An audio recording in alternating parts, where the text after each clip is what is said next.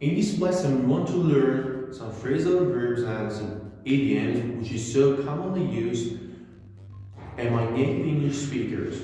So if you want to learn these, let's get started. As you know, phrasal verbs are immensely important in daily conversation or in daily speaking. And if you want to score a high, if you want to have a good band score in the IELTS exam, we have to use some phrasal verbs in order to show our level in English language. So, hello guys, I'm Manny from Sky English and welcome to this video.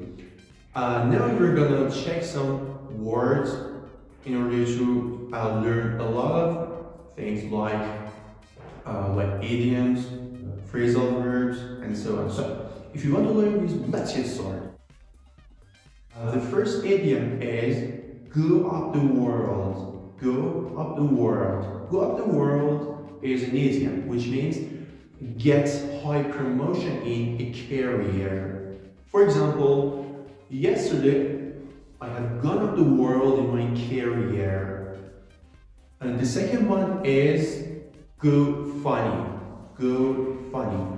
Go funny means get ill or sick. For example, Jessica have gone funny for a couple of days, which means Jessica has gotten ill or gotten sick in a couple of days. Go on. Go on. Instead of saying start doing something, we can say go on. Go on means start doing something. For example, yesterday I have gone on playing soccer with my comrades. Go over means check something. Check something. For example, instead of saying let's check the answer, say let's go over the answer. So we have some words with over that I'm going to tell you. So the first one is over the course of time. Over the course of time, which means by past the time. Okay, so for example, over the course of time, we're gonna learn a lot of things in English language. So the next idiom is go Dutch. Go Dutch. But maybe some people think go Dutch means go Netherlands. Is it good? No, that isn't go or travel to Netherlands. Which means, for example, imagine you are going out with your friends in order to dine and wine or take the dinner outside the door. You enter the restaurant. You want to employ your friend. Let's count the food or let's treat the food.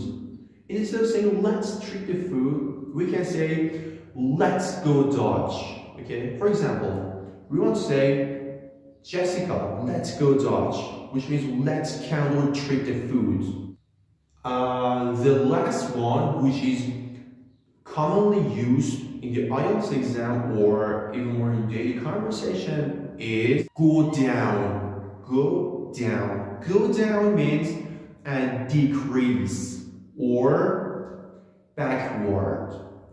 But here, we have a point, pronunciation point. Could you please tell me which one is correct to say? In decrease, decrease. Which one is correct?